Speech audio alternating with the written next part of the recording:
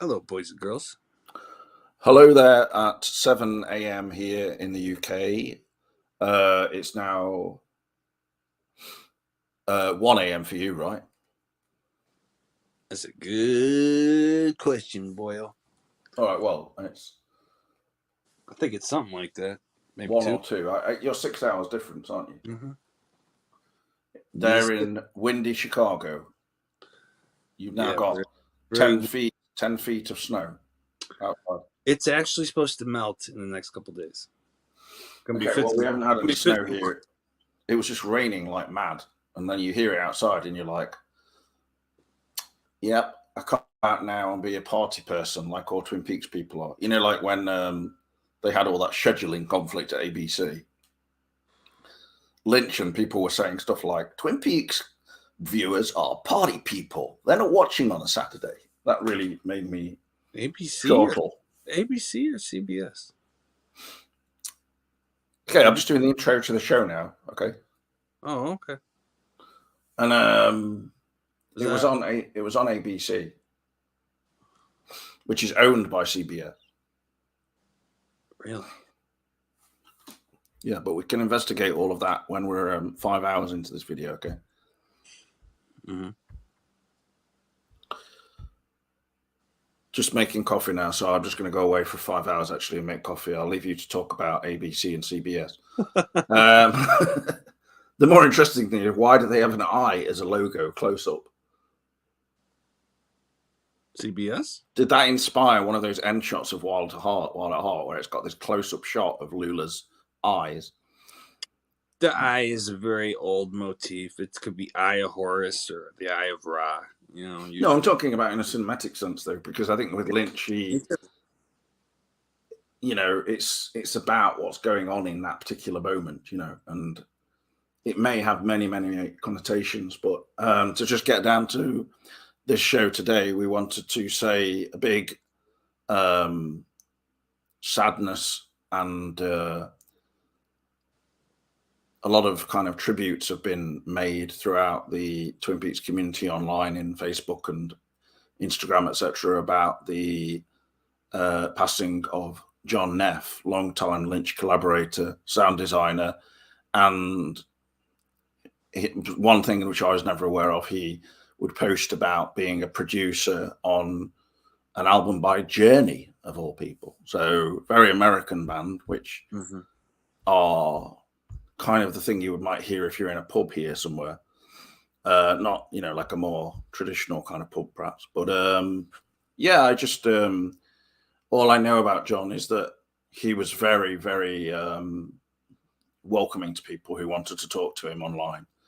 Over the last 20 years, even, like going back to davidlynch.com, and he helped Lynch with all of that. He built basically a studio with Lynch. And it was John, a fellow guitarist. Did he play the drums? Was he on the albums with Lynch? You mean Blue Bob? Or yeah, did you know did he play an instrument on those records? Guitar, yeah. As far as I know, he's mainly a guitar. And so he's the guy that Lynch is jamming out with on the guitar, basically. All these. Well, not at this moment, but yeah, probably. But, subsequently. Well, we've got like a clip of that kind of thing, but related, but not maybe all of their music, but there is an absolutely priceless clip where Lynch appears from outside of a sort of mud enclosure and is not wearing anything apart from trousers really hoisted really high up. And when we watch this clip, you tell me, audience, do you think Lynch is going back in that tent to do a casting couch thing with this girl? Is that what's going on there? That's what it seemed to imply that when I and not just his shirt. Yeah, it just seems like oh, we're gonna give an interview and then we're gonna show this tent or this what looks like a sweat lodge almost, but don't worry about what's going on in there because we're not gonna show that. We're gonna imply. I think that it's more like inside there's they're making music, and the fact that there might be a woman in there topless is just sort of one of those things. If you get groupies basically to any band, Well, there And you go. both John Neff and Lynch were in their later 50s when this was happening, so naturally they would have a whole horde of groupies just gravitating on Laurel Canyon, outside their house. And this is just one of those things they filmed, spur of the moment, great memory. Yeah. For the woman, who I don't think Lynch or Neff actually remember it to this day. Bear in mind that also Pascal features in this video. So Pascal? I mean, is he the pimp? Well, anyway, we'll watch the video. It's just I was trying to. Who's Pascal? Well, you'll see. I think he's Pascal or something like that. Yeah. Let me just get it. If it's still up, I mean, should be pretty well-known clip. Anyway, how are you doing, Mr. Ben? I'm good. Gotta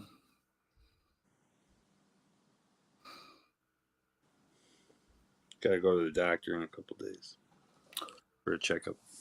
Okay. I hate going to the doctor. Why? Because like I have the 4th pacemaker installed. It has a certain battery life, and it's like there's nothing to do at the doctor until that battery dies, and then they gotta put in another one. So I'm just going for them to say, okay, you did your checkup. Now we can do your prescription. It's just it seems unnecessary to me. Feels like you're jumping through hoops a bit. A little bit, yeah. I know it can feel like that sometimes, seeing any medical professionals. I understand why some people completely forget about it. I don't actually think people just deliberately avoid it. They just forget about it because. Well, during the pandemic, they let us call in, which precisely. I feel like maybe they should keep doing that since we're in the middle of December. But I would agree on that. Actually, it's very. It's got to this point now where everything's very topsy-turvy. It's like, we're going to have an online appointment. You want me to come in? What do you want me to do? Yeah. So we've got 5 appointments now. You're still doing the video appointments, but you still want me to come in now to just talk about having an ingrown toenail. I mean, or more serious things, do you think with all this that's happened that I want to go into a doctor's office and have him actually touching me and stuff? I don't. You know what I mean? Well, I don't know. No, I don't. I'm all good. I don't really have any issue with all of any contact or talking, because I always feel like I just go in there and then it's just rambling, trying to make my point about something, and then they get to grips with what I'm talking, because they don't have time to read all of your past notes even. It's good to make notes of what your questions are before you go in there. Oh yeah, I have done that, and it helps a lot. Amy, over this year, it's my problems related to, I think in part related to the whole COVID thing, but also just, my own personal stuff, etc. It's I don't generally suffer from immense anxiety or anything like that particularly, but I think it's all about recognizing things, because you can push it so far down that you don't even know that you're stressed. And then you're like, oh my God, my back here is muscle spasms. What's happening? And then, you just don't know what's happening to yourself. I mean, people could label each other as many different things as they want these days. Nowadays, basically, depression is rife because people, are completely confused and beset by the nature of the pandemic. They don't know whether they're coming or going, basically. I've never seen people act so bad. I knew somebody who, she owned her own business and shop. She says, I went for a cleaning job and got turned down. It's like that is not very, that's demoralizing, isn't it? You can make as many jokes about these things, but when people are struggling, as then also financially, yes, of course, there will be help here and there, but people don't want handouts. They want to be able to take charge of their own life. And if they feel like they can't, and it's been taken out of their hands because of the pandemic, for instance, it causes a lot of problems. Like last year, where I just had the problem with it just happened. I was just like, oh my God, what's happening? I can't sleep properly. And when you can't sleep, if you experience anxiety or depression and these things, whatever, with me, it almost seems like I'm experiencing the opposite at times. Like I'm going into some kind of roller coaster ride of fun, and everyone else is just going, what the fuck's James doing? Like, it's like, you know what I mean? But you know me. I like today. I woke up, earlier. Like it's the middle of the night for me right now. I woke up at like 4, 3 o'clock in the afternoon. I probably won't go to sleep till 4, yeah, 5. I used to do stuff like that. Sometimes I was like, I became, nocturnal almost. Especially, I remember in the past when I used to be in some forms of employment, which were, people who work in minimum wage jobs, etc. They can end up like working long hours with little recompense, and they might be sleeping odd hours. Then you add into that, like say drinking or something, everything just goes skew with. Topsy turvy. But if your sleeping is kind of not on a level, like I started just recently again taking this herb called ashwagandha, and I think if you get the right one of it, it can be quite balancing.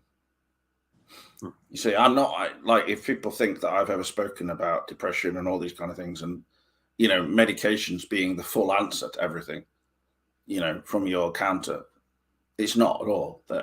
One nurse said to me, it's like 25% of the potential help. So the whole thing is really complicated. One what? Like you say if somebody gets given Prozac or whatever because they're feeling very down. That's not a miracle pill. They don't give you that a month later.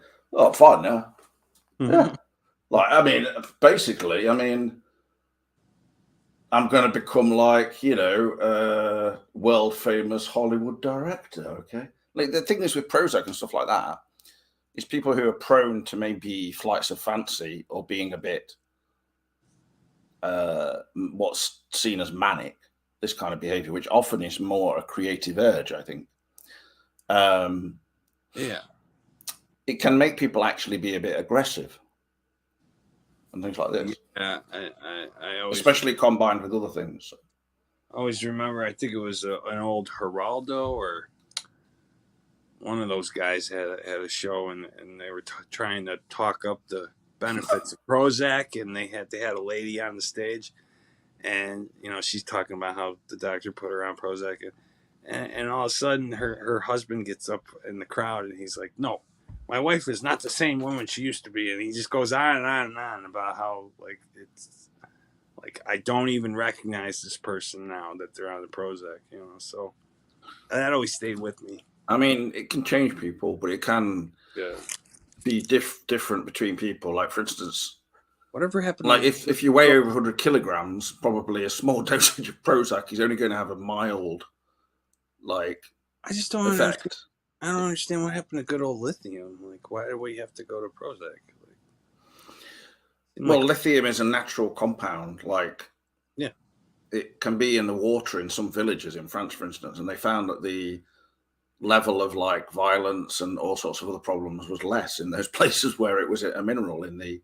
Jamie says I've been uncomfortable at the doctor ever since that one doc was sniffing my neck and hair during a thyroid check. That was such a strange feeling. Yeah, is that diagnostics? Sniffing the neck? Is that part of checking the thyroid? I don't know. Is that what you? Well, it's. I had somebody, a guy who was like kind of a bit camp, and he was doing my back, and he said, "Ooh, feel that muscle or something," and I was like, "Okay." But I don't really count that as anything because it's not like he starts, grabbing my cock. But if he did that, I would be mildly perplexed as to why anyone would want to do that. Secondly, I would probably tell somebody because, you can't go around doing shit like that. But in that case, he may have been basically, I imagine, he's sniffing for something. Looking for signs of something. I don't think he was Looking sniffing. for something. I think he was just breathing. Iodine. Just keep your iodine levels up. Your thyroid should function pretty good. Most people don't know that, and then they just let their iodine levels fall. It may have been like there was something you could pick up on a sense of smell with, but I don't know. I don't know. That's something that's not really Never heard of that. I've never heard of this kind of thing, but yeah. The weirdest was when I was a kid, and I went to the children's hospital, and pregnant ladies have that procedure done where it's like an echo. Oh right, he was basically being sexually harassing. He was just very flamboyant, and then he's going around to children's rooms and taking this phallic object and putting this cold gel. Here it comes. Okay, ready? Like, it just was very, like, even as a kid. What are you talking about? Not that there's anything wrong with that kind of thing. Like, Jerry, I was reading the chat and I can't follow both. It just seemed a little weird to me, like when I was a kid. Like, this is the guy they hired to do this. It's just okay. All right. What are they putting the cold thing in? Well, you have to put like a cold, transparent jelly on like a phallic thing that has a wire, and then they put that on your chest, and they can look inside. With it. Oh well, it's just very intrusive. The subtext was just very strange. Like when I was a kid, even as a kid, I'm thinking, this is just Yeah, it's a bit like just how Reagan is in The Exorcist. You mean like very surreal kind of feeling? Not surreal. You mean like traumatic? Not so much. I mean, because I was always kind of, even as a kid, I saw that there was discriminatory aspects of our society towards gay people, and I was like not pro gay or anything like that, but I knew that it wasn't my place to say something to the staff that, like, why are you saying you're gay? No, I'm just saying, even as a kid, there was something off about it, but not to the point where I would get up and go and tell the staff, like, why. It like something in my mind, even at like 8 years old, I knew that, like, that wasn't proper for me to call out this gay person, because it would be slightly discriminatory. But then at the same time, the gay people working in the health service are not, they didn't invent that form of heart monitoring or whatever. It's a phallic object, James. Just imagine. Okay, take your shirt off. Time to do, like, I don't know if you can imagine how it's almost like a Lynch scene. Yeah, but it almost sounds like you wanted it in you. I was 8 years old, bro. I didn't have a thought one way or the other as far as that. Really? Not at 8. I did. I knew sexual stuff at that age. No, it wasn't until I was maybe like 12, 11. I knew it by 10, for sure. And I'm saying, I will say now that I had hints of it before that, but I think by 10, I was like, She says, no, that doctor shouldn't have been sniffing my neck. He looked at me with the same look my ratty gave me when he was in heat. That doctor ended up getting fired. Oh. So yeah, but did he get fired for something like that, or is it just... Wasn't diagnostic, Jamie, in other words? It was just something, a weird picadillo. You see, the thing with some doctors is they can get like, I think they can become a bit numb to what they're doing. Well, they could be a bit megalomaniac a little bit because they think they're gods, because they have control over human life. Well, there's that as well, possibly, but I think... Very much so. Yeah, I don't know. I think that and then with the internet coming up, that if, heaven forbid, you tell them you looked up anything. I mean, oh my God, then you broke their sacred trust, and it's like all over. They just does it. PG's song, Sacred Trust. I think like it's like somebody at school said to me, it's like, she's just too clever. There's a problem, when people are really clever. And I'm like, what the fuck are you talking about? No It's such. just like that. It's like that with doctors. Doctors are generally clever people, right? Sometimes, But they can be a bit like this, kind of. honestly, Oh, you're looking pretty ill. Yeah. honestly, I think they get trained a certain way, and then they kind of don't keep up on the newer developments. That can be the case, definitely. Yeah. It seems like Probably not with the younger ones, but sometimes they can seem like really cold fish. Some doctors. like arrogant too, like that they know better. Not arrogant. I think they're just like sometimes do. you think that they're almost like impassive, you know. But you say something. You Like, say oh, nothing phases me. But I just think, what's wrong with having emotions, you know? But on the other hand, you see, it's not. You can't have doctors like acting like Andy in Twin Peaks, can you? You see, so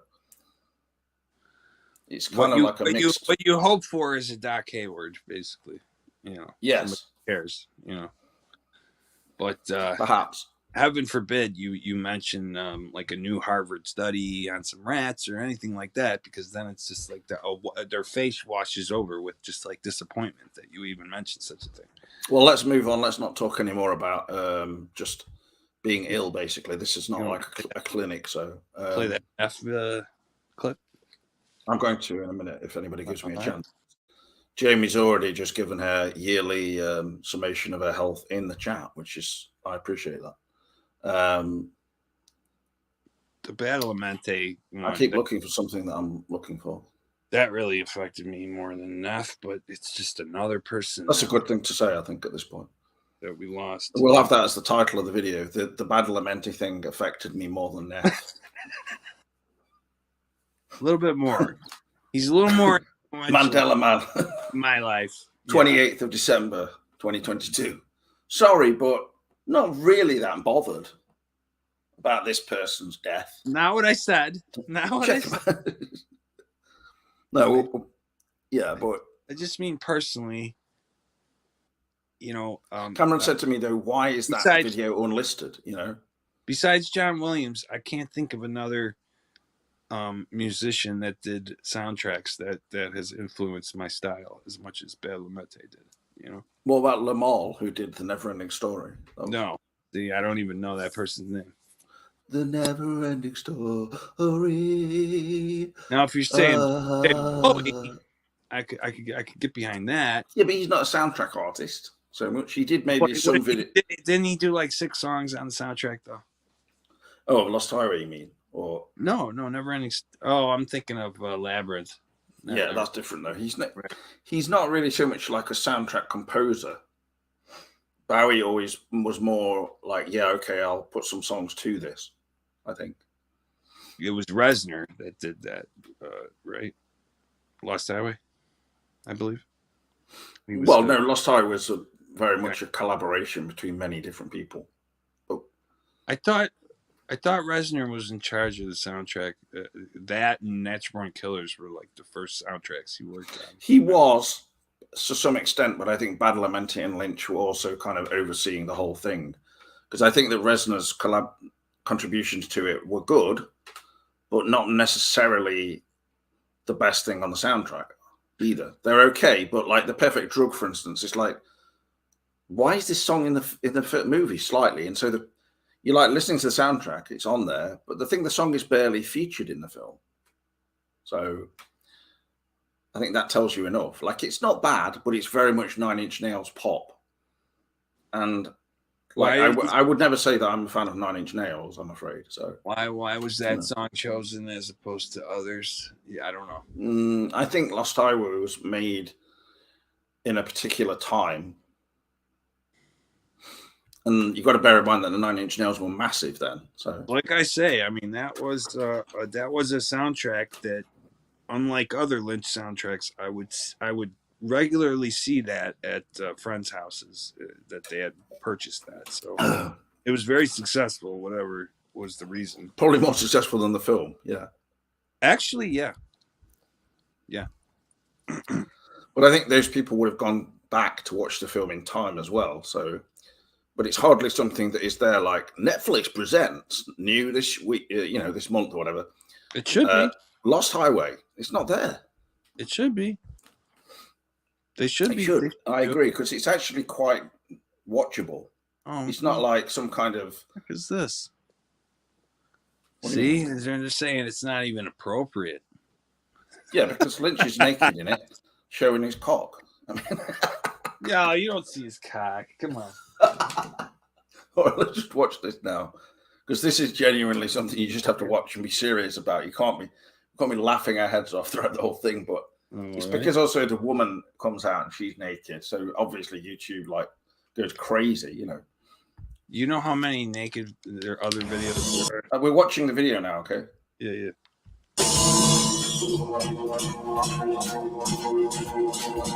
David?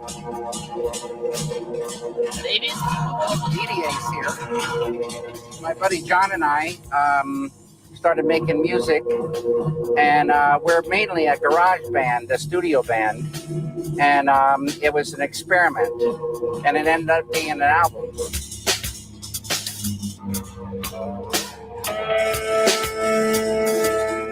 There's something about factories and electricity and early rock and roll that blended, for us. And that's what we're thinking about as we're doing the music. It's a Valley album, really. The Valley has got a particular feel that lends itself to this kind of music. I think they were. You just go there and it starts. They were highly inspired by No Doubt, I think. So. But what is all over him? Is it like literal black oil from the black glass on him? Yeah. What is going on? He's very blue as well. And what is John Neff doing in the background? He's got a light going around. Is he making that noise? That's what I mean. Is he running a Tesla coil just for the atmosphere? Coming out. This thing, if you could drive in the Valley with this music on, it would feel very good. Music, internet, a lot of art. Does that take you too much away from movies? One thing always feeds another. And the film introduces you to so many other things. So sometimes you go down this avenue for a while, and this avenue, I'm trying to think of another film.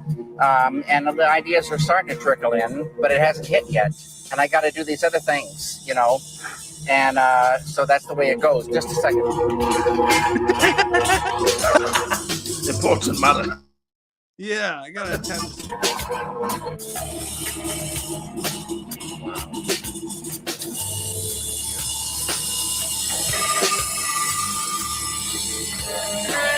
No, this is actually not Blair.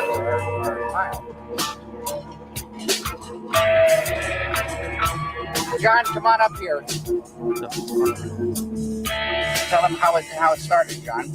Well, we tried to make some sounds of rhythmic machines, and then played. What is that? Yeah, what is that? John, come up here, right? John, come on up here. John looks a little scary to me in this clip. Like a scary guy, actually. What is that? It's basically a piece of meat hanging there. Oh my God. Got one appendage coming out of it. What? And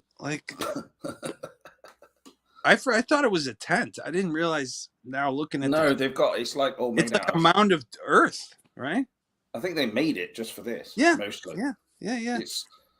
It's a construction. What is going on in there? Tell them how it started, John.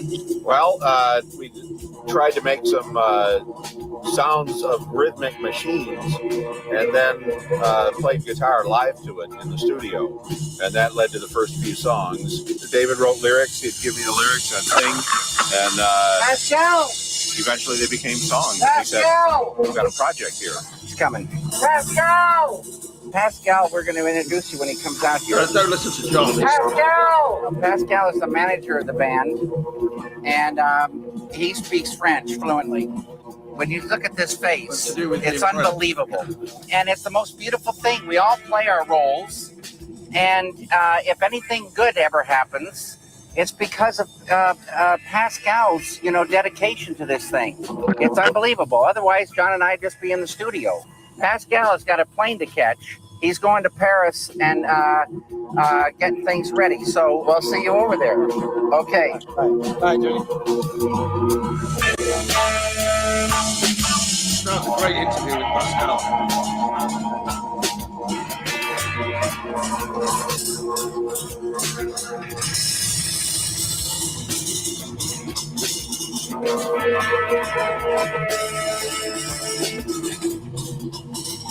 All right. It's news now.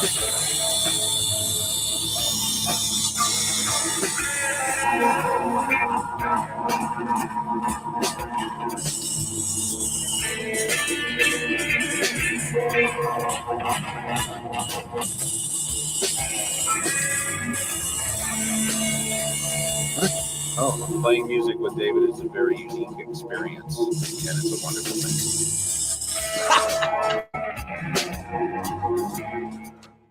That's crazy. It's just weird. It's named Blue Bob, so it's referring back to Bob, and then they have this black shit all over them. I'm probably going to have to. You'd think with the black splatter on them that he's doing art in there, but no, he's doing music, quote unquote. And it's just like when the girl comes out, she says, "Oh, okay," like as if he's asking her, to do something. Yeah, but the thing with Lynch, he's more preoccupied with what's going on in there with Pascal and that woman. Well, the whole thing, like with John, he's just sort of like that whole clip seems like a little. I think the reality is most of the music was by John, probably. Yeah. Well, Lynch did make the music on his guitar, but he's not, like he said, he's not a professional. So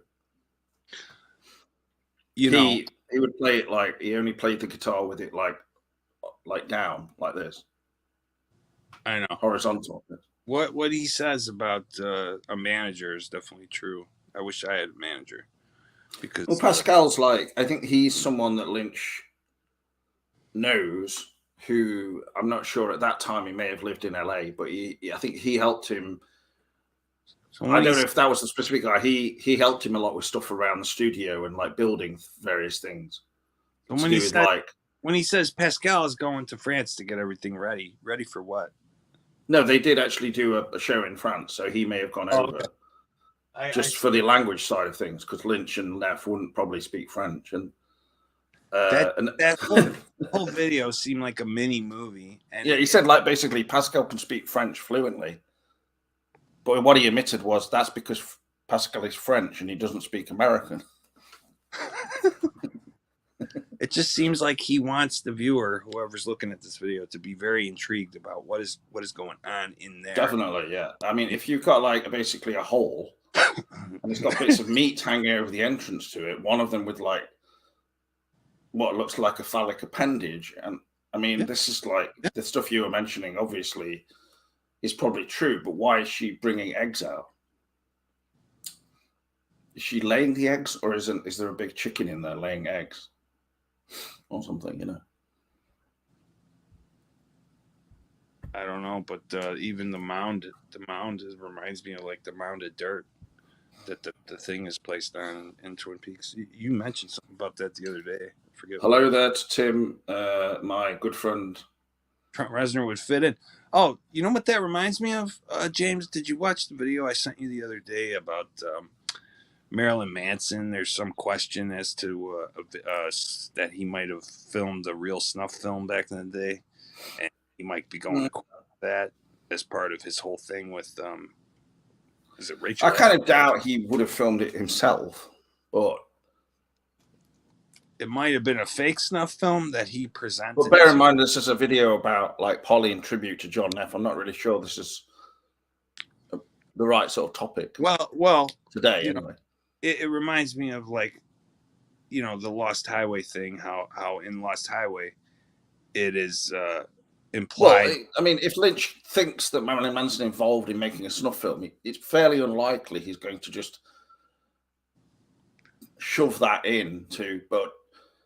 Did he think possibly that Marilyn Manson was involved in some dark shit? Yes. When Marilyn Manson appears in Lost Highway, it's almost implied, even though you don't specifically see it, that is not just a porn film, that's some kind of snuff porn film. Anyway, John Neff, just to highlight things, was not involved with Lynch when Lost Highway was made. He came into the scene later after, and then he helped him build a studio and worked on Mulholland Drive with him and all that. Some of that Blue Bob music is featured in Mulholland Drive, which for many people now is probably one of the most famous Lynch films, I imagine, amongst the general public. The one that seems to get like the most accolades later in life, even though I think it's like it's basically a more accessible version of Mulholland Drive. Sorry, of Wild at Heart, because, like I was saying before, like I think Lost Highway is quite accessible, but I think some of the subject matter is a bit off-putting for some audiences, perhaps.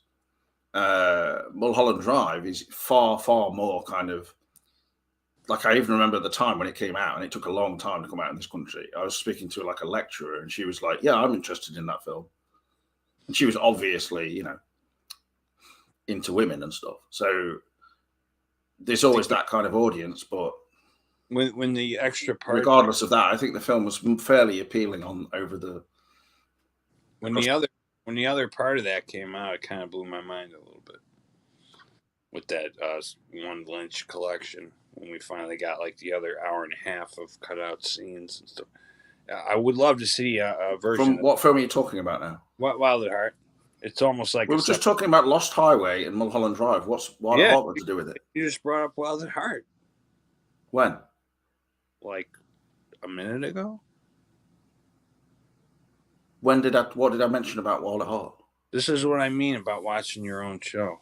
Like, you might want to. No, you're making a connection to something I said half an hour ago. I mentioned Wild at Heart then with literally like 2 minutes ago, but okay. You just said Mulholland Drive is like a more accessible version of Wild at Heart. Oh, I meant Lost Highway. I'm sorry. Yeah, sorry. Okay. I'm trying to get in because you keep talking at the same time as me, so I keep trying to shove things in. Like, so it's a bit. Bear in mind, I've only just got up, so don't shove things in. That's what she said. Tim says Mulholland is viewer friendly. Yeah, I mean, I don't think that exactly, but I think for a Lynch film, it's relatively mainstream. Like, you've got to bear in mind that in this country, we had ITV. I mean, I can't talk properly. It's like it's because I'm trying to talk too fast. And the most mainstream channel, basically, with ads and everything, they just showed Inland Empire one night at like 10 o'clock at night, 10:30. And I was like, what the hell's going off? Like, someone obviously just thought, right, just put it on.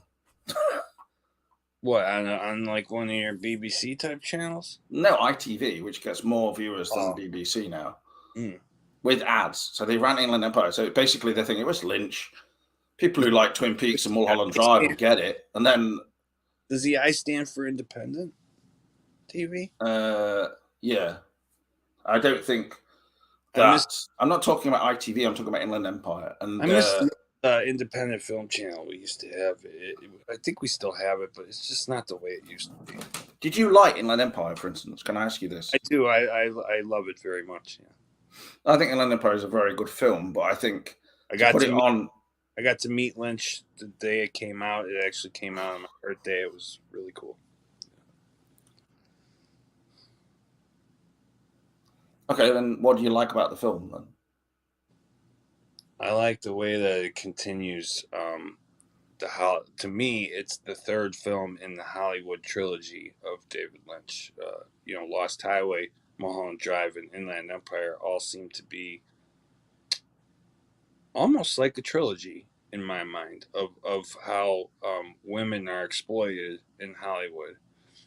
Inland Empire specifically is more about how they're almost like an MK Ultra, how they're hypnotized into. I do think that's a dangerous interpretation, especially for someone like Lynch.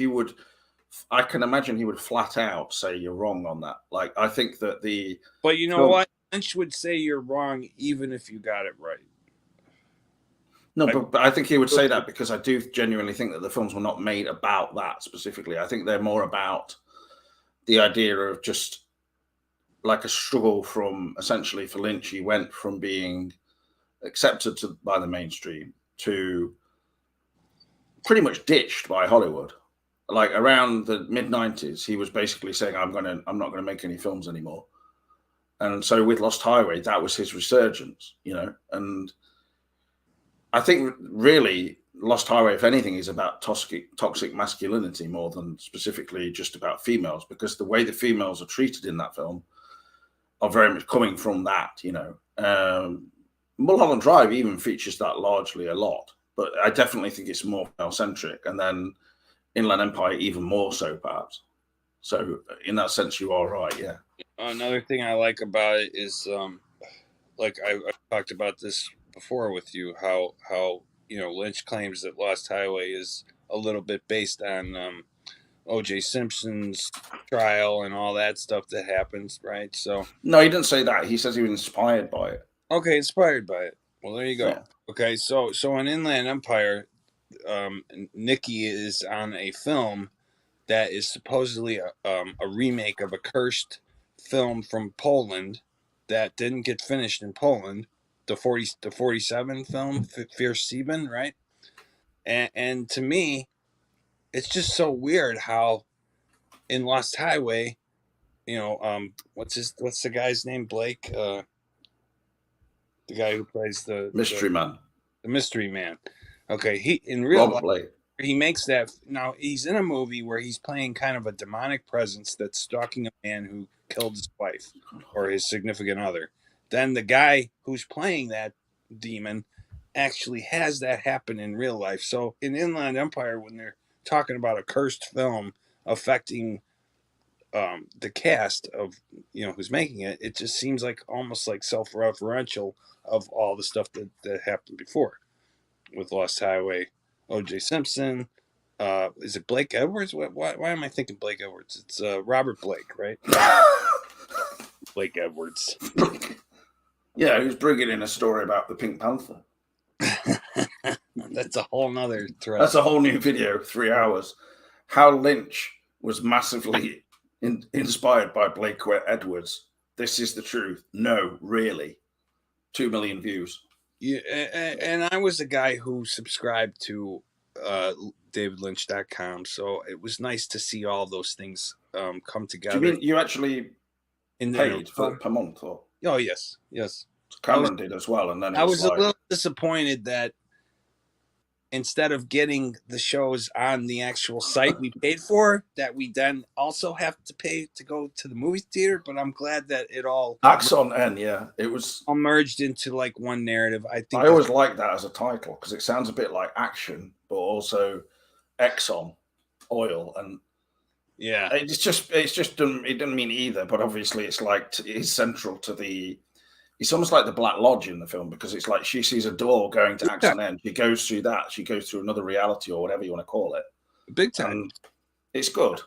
There are some really fantastic shots in that film that people don't almost really mention because of the way it was filmed on kind of not very good quality digital.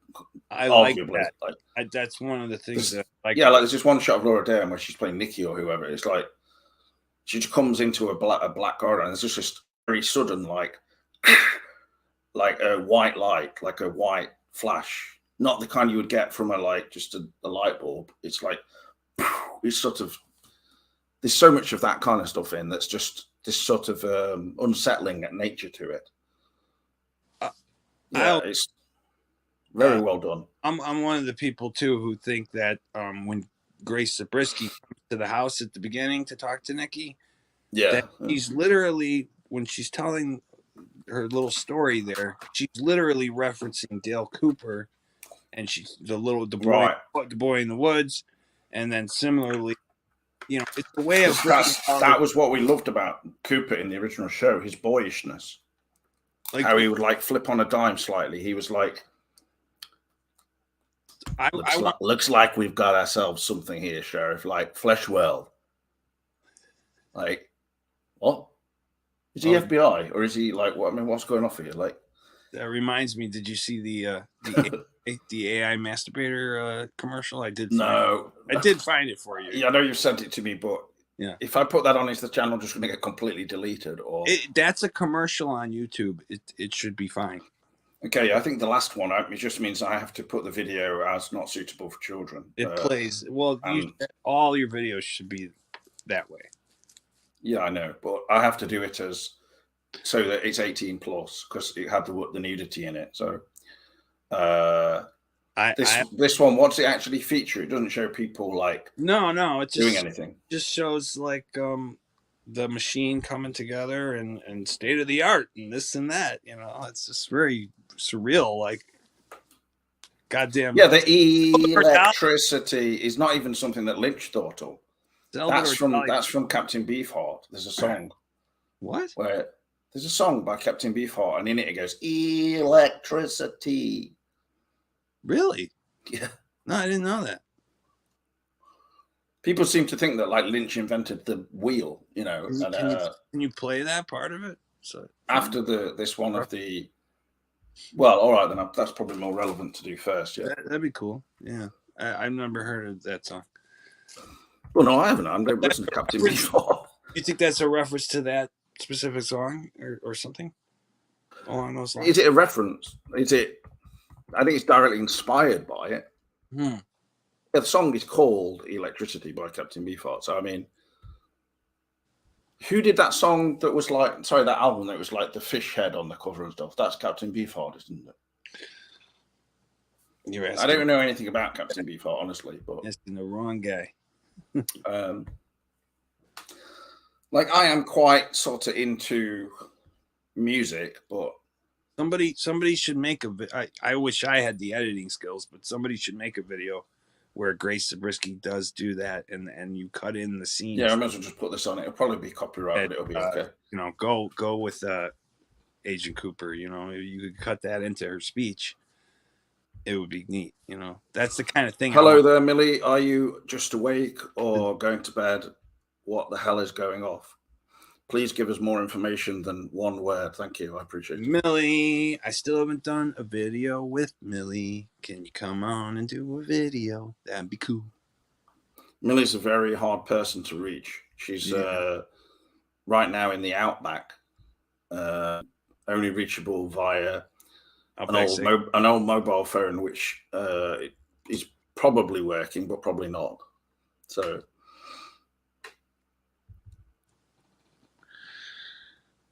yeah. So all Lynch collaborators are going the way of the dinosaur. This is sad. Well, it's just, I think basically from what I heard, John Neff had serious health problems since the last 20 years. So for the people who knew him well, it's not very unexpected. But for me, it's fairly unexpected because he didn't really post all over online like exactly what was going on with him, but so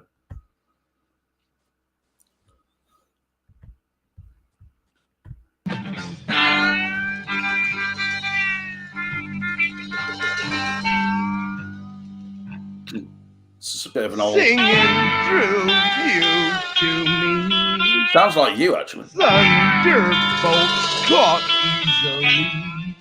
Shouts the truth peacefully.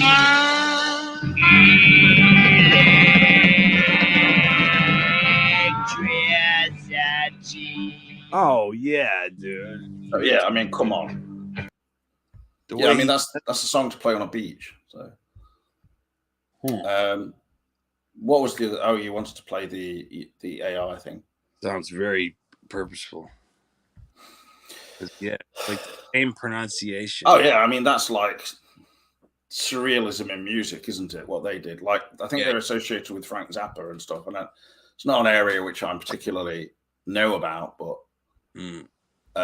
or have a massive interest in. But I will say, if you look at Jim Croce and you look at Frank Zappa, like what I wonder is, was that the same guy who wanted to do more serious music, so he just grew a beard and a mustache and became... I don't know where you sent me that link. Sorry, I can't find it. Oh, bummer. Oh, it's in the chat, right? Yeah, I've got it now. Okay, the most dystopian thing I've seen so far, ladies and gentlemen. The hot new item for Christmas. Why do you call yourself Bean on Facebook instead of Ben? I'm just trying to be more anonymous, you know. But why? Who's going to look you up? I don't know. I just don't. You know, people are doxing people now. I don't want to be doxed. You don't know, be doxed. Why would anybody dox you? They don't like what I'm saying. I don't know. You know. No, they're not going to do that. They'll dox anybody. You know. No, they do it to people who've antagonized them. That's an opinion, you know, whether they're being antagonist. It's pretty obvious when they are, when people are antagonizing others. It's like when they kind of rile them, but then say, "No, I did nothing wrong. It's all your fault." Well, cue doxing. I get that a lot. So it's the person's where it's the person's conception of. Do you mean when you used to do YouTube videos? Or? No, just in general. You know, people always misconstrue my meaning. They think that I'm being sly or something. I have no idea. This would be a skit on. But this let's just watch it like so neutrally. I've never even watched this, so. Oh, it just looks like an Alexa thing or a speaker or something. This music's like abysmal.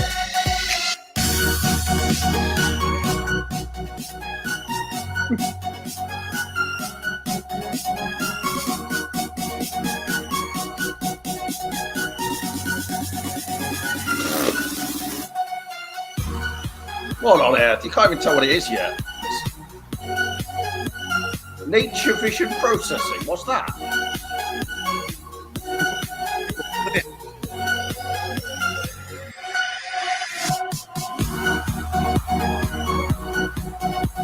Okay, this is like blinding me with sort of. Wait, let it finish. Fake science.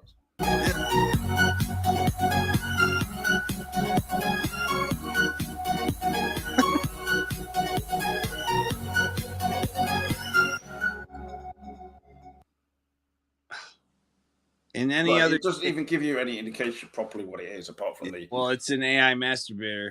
It's literally, says that on the thing. How many Easy views? Views started as my college project.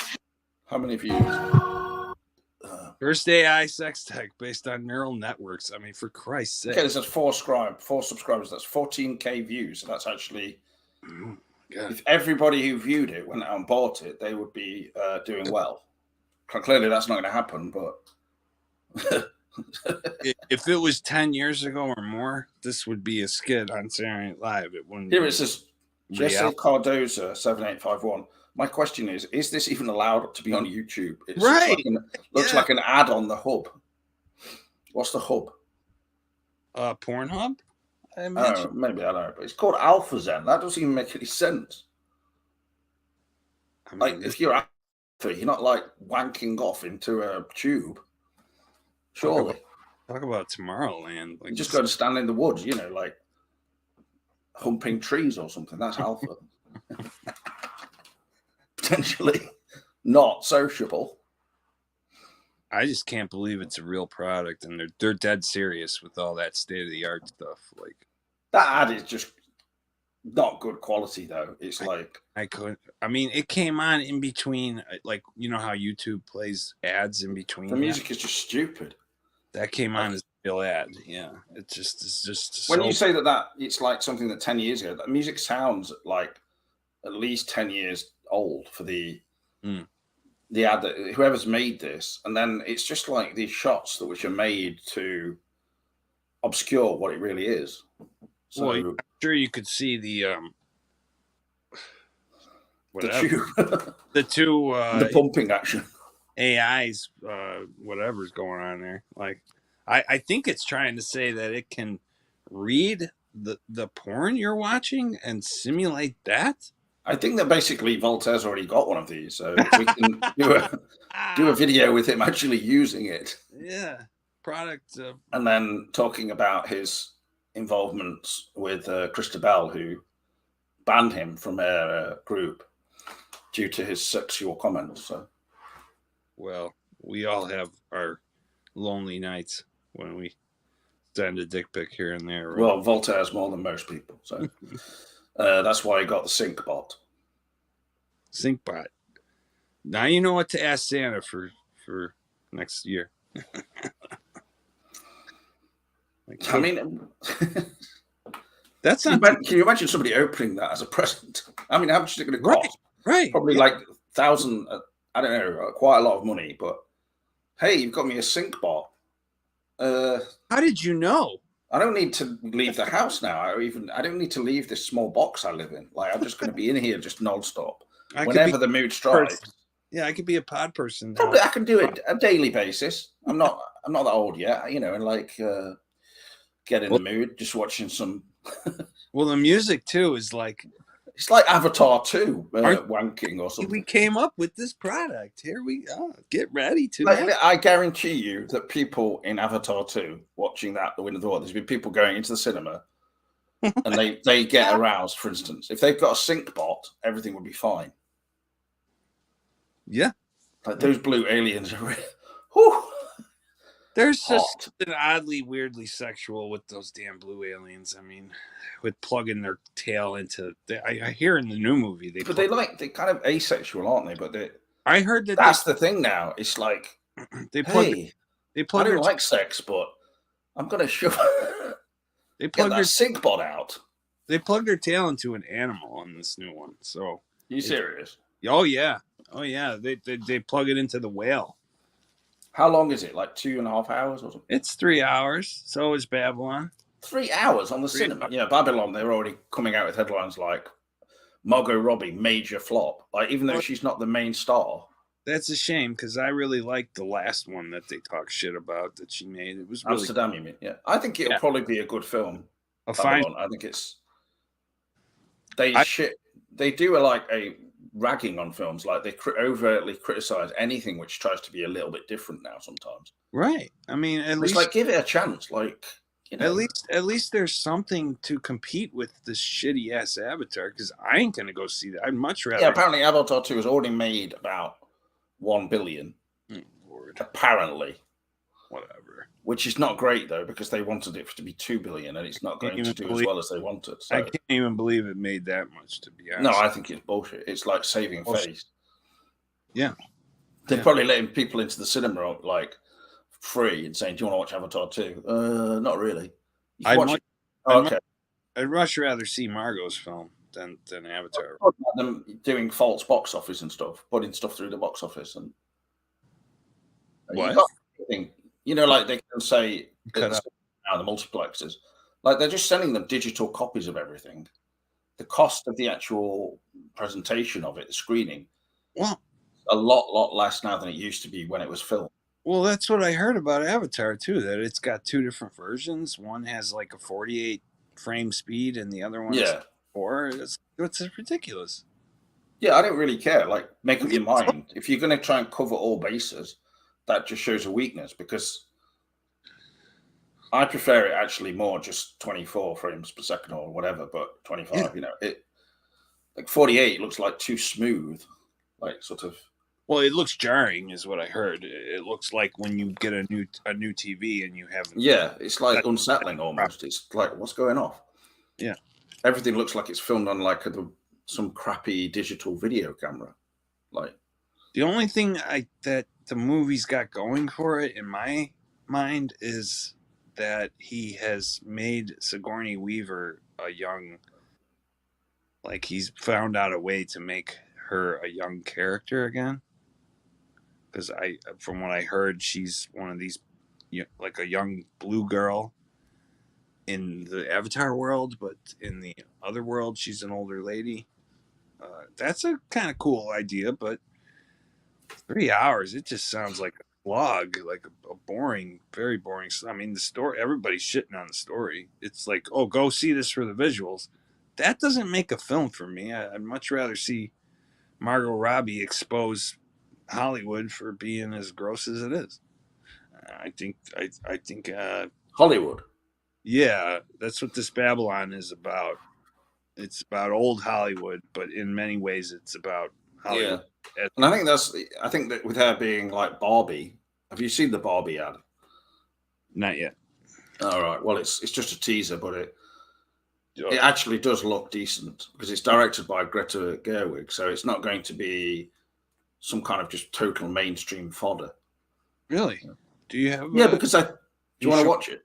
Yeah, show me a trailer. It's only a minute, so it's.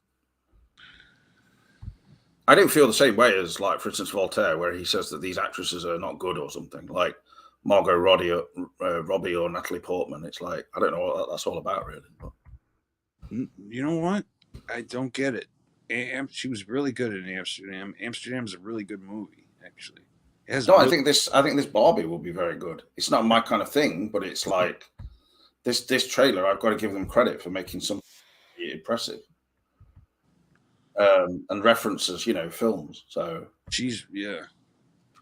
think she's trying to.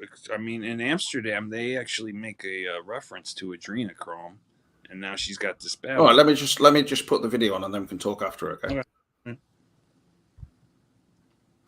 I mean, every time I put something on now, I'm very getting cautious about. Shouldn't have to be that way.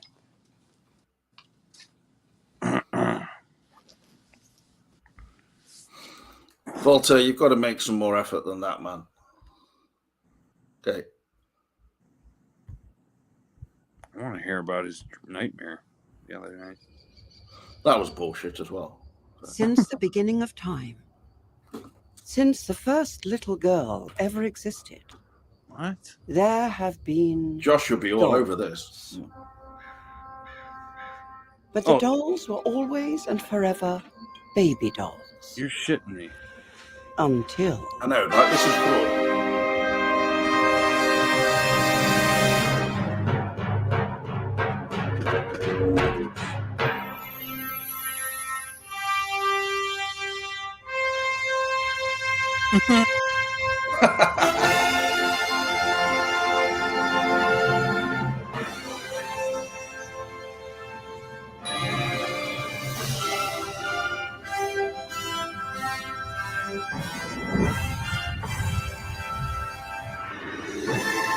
I don't agree with that.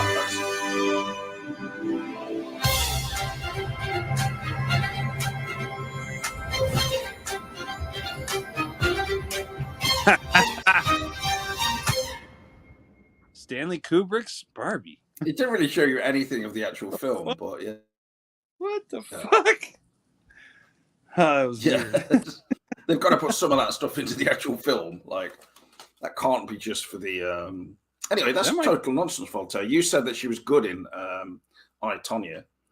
Yeah, I mean, as soon as you see Ryan Gosling doing that thing where he's like, yeah. I mean, are they going to put the Barbie Girl song on? That's got to be at the end credits. It's got to be in there. It's got to be in there. It looks so cheesy, but... Affected song, by the way.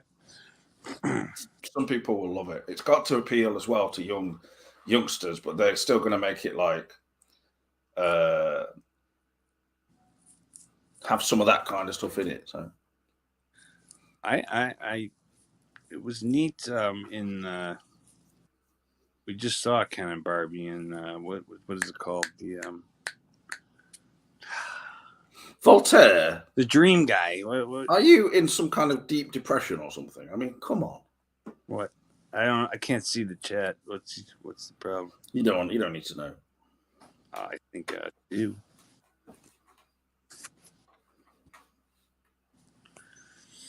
But I mean, these comments are not like high tea, are they? Come on, Barbie, let's go party.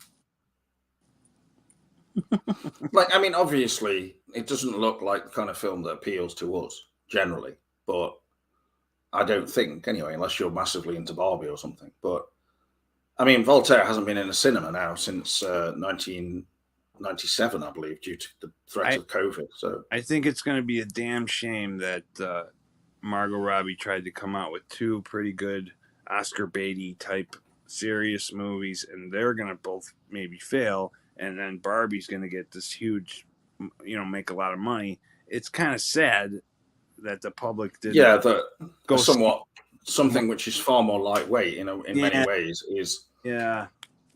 But I think that's the state of movies now. It's like everything is geared to Netflix, or I worry for cinema. Streaming makes as much money, probably, I presume more actually, than cinemas. So it looks like that horn's going into my head up here. Porn. The horn. Trying to grab it. Why would Margot reprise the role when she's left the role? What role is that?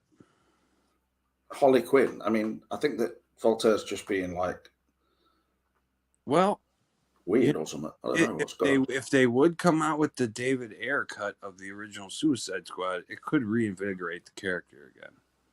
I don't think she was ever particularly good as Harley Quinn anyway. I think that her acting and everything is suited to sort of did you see the third one? Like Wolf of Wall Street, where she's playing like someone, and then we find out there's more to her than meets the eye, Yes. Did you watch the James Gunn's Suicide Squad? That she was pretty good in that, but I didn't even bother. Oh, the Suicide Squad. Yeah, I didn't even. Yeah, she was better in that because it was a little bit like more sort of had a bit of grit to it. Perhaps. I mean, the thing is, people are just like looking at her and thinking, "Oh wow, she's such a kind of character," and there's people dressing up as that character and stuff like that. But I don't know if Harley Quinn is entirely about that. In the first, the film's made a too cartoon in a way. That's what I'm saying about the first film. That film was really supposed to be about Joker's abusive relationship with her, and they cut all that. And it's just a damn shame.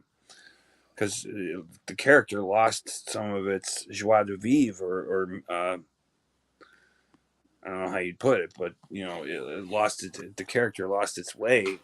Like, I'm a big DC fan. I didn't even bother seeing that second film, The Emancipation of Harley Quinn. It's free on my HBO Max right now, and I still haven't watched it because it got such horrible reviews. I'm sure it's fine. It's just I don't know. It's all over the place from what I could tell of it. Just seems like it just seemed like garbage to me.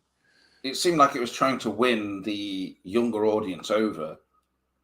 Basically, like have it cake and eat it. Like balance the sort of darker side with a sort of cutesy side with all these whole bunch of girls like Taylor Swift's gang. It's just. I've been waiting for them to do Black Mask, and then you even get a good actor like you and Black Mask. Yeah, Black Mask is the bad guy in that second film. The guy who plays Obi-Wan Kenobi, train spotting dude. What's his name? Ewan McGregor. Ewan McGregor. You get a good actor like Ewan McGregor to do Black Mask, and then you fucking blow it. It's just like, why? This could have been something special, but I blame the writer, the chick who wrote it. They keep rewarding failure in Hollywood. Like, I think she might do the Haunted Mansion movie next for Disney, which is like, you already gave us one shitty Haunted Mansion movie with Eddie Murphy. Why do we need another shitty Haunted Mansion movie? Can't you give us something good, or up to par with Pirates of the Caribbean at least? I mean, Christ, that's my opinion. Well, my God. I never was a big fan of, Did you see the trailer for the new Pirates of the Caribbean? The new one actually looks pretty good. It's not Johnny Depp in it, though. Yes, it is. Who's the main lead star? It's going to be Depp, and I forget. Well, yeah, obviously, other than Depp, I forget the kid's name that was in it prior. They're bringing back the characters from before. Keira Knightley. Keira Knightley's coming back, yes. And all right, that means that I'm going to watch it immediately now. Who's her boyfriend in that? What's that kid's name? I forget his name. Orlando Bloom. He's like an older guy now. Yeah, Orlando Bloom. He's coming back. Well, you mean he's older than he was when he made the original film? Yeah, he was a young guy in the original film. He's like a middle-aged guy now, Yeah. This is crazy shit right now. If you pull the trailer up, I mean, it looks like it's taking. I know. I'm not going to do it. It's I think taking I've gone far enough on this show today. Yeah, it's taking it deadly serious. Which whatever. It looks better than what's the fifth one. You mean it's not like a ride, basically? just looking at these pictures of in Voltaire's neighborhood. There's people just like shoveling snow and stuff. Mm-hmm. There's no wonder he's having nightmares, I think. Is he gonna come on? No, he won't come on now. It's midnight for him and stuff, so. I did watch Wise Blood. What in the return? What's Becky's boyfriend's name? Steven. Fucking Brad Dourif in Wise Blood almost looks like Steven. Color Blandry. No, yeah. I really think so. I do. I mean, there was scenes like, especially towards the beginning when he's out on. I can understand the comparison. Yeah. He looked a lot like him. And like I've said before, there's a lot of these actors that the kids change their last names, so you never know if it's a bit of nepotism. Is it a clone? You know what's going on here? You know what I mean? Sorry? I said you never know with these actors now if they're children of former actors because they change their last name. I don't understand what you're talking about now. Sorry. Yes. Okay. Like Cindy Crawford's daughter, for instance. She's an actress. Where did this guy... We were talking about something and then you've gone to that. What? Right. I'm talking about how Brad Dourif looks like Steven.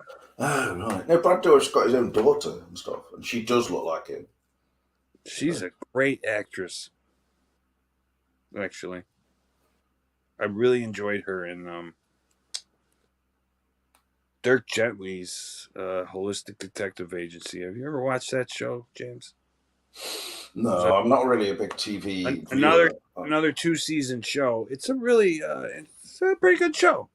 It's pretty enjoyable. You might want to check it out. But she's in it, and she's a big part of it, and it's just really like a great character actress. Okay, well, I think we've covered everything now. We've had a good show, and we'll have to come back tomorrow and do another one if you're interested. Okay. Perhaps a different time, though. So, okay. There's been some really shitty stuff going off in this country over the Christmas period. Oh, There's this young woman in Liverpool who was just shot dead outside a pub. Holy shit. I know. Brutal. Well, she was looking very sort of like noticeable in the sense of the way she looked and all that. Like, she's only in her 20s and it looks like she's already had some kind of, Botox or whatever, but it's... Yeah, I mean, nobody deserves this kind of thing, and especially outside a pub. I mean, the whole thing is just bizarre. Yeah, well, I live in Chicago, so it's not unheard of that for that to happen here. I know. It's just like, it's not. It's a bit unusual in this country, so yeah, to say the least. Say so, but that's the problem with not a woman as well. That's the problem when you don't let your citizenry own firearms. Then only I mean, if she was carrying a gun, I'm sure there would have been a massive shootout. Well, the problem is only the bad guys get access to firearms. The criminals, when you don't let your citizens. This wasn't a gang war type situation. Well, the way you said it, sounded like she was drawing attention to herself, almost like she. You mean by being having it's just stereotypical blonde hair and all that stuff? No, I don't know. It's just the way you said No, it wasn't like anything like that. It wasn't like some kind of she, I don't know. It wasn't like she was in with the wrong ones, if that's what you mean. No. So, no, I don't think... This country is not America, you see. You can't just arm everyone here and expect it to play out the same as it does there. Well, how does it work there? I mean, are only the lords and the sirs allowed to have firearms? I don't understand. You'd be lucky to find any lords or sirs in 2022. Well, somebody owns land, right? I mean, it's just... Okay, I'm going to finish now. This is just going into regions which I find lame, to say the least. So, I hope you have a good day, night, whatever the hell it is there. And hopefully we can meet again with Voltaire. Maybe if you can reach out to Billy and try and get her on the show. Billy? Yeah, Billy. I don't know a Billy. Who's Billy? You work it out. All right. I will do. Millie. Oh, Millie. I got you. Christ on earth. They said Billy. In the middle of the show, you start saying, I want to do a video with Millie, and then you're just like... Mm-hmm. What? I don't know. What are your thoughts on it, Voltaire? Okay. See you all soon. I'm going to head off now. He might be right about that. I mean, Lady Thank you Gaga for joining me, okay? moving in on her territory.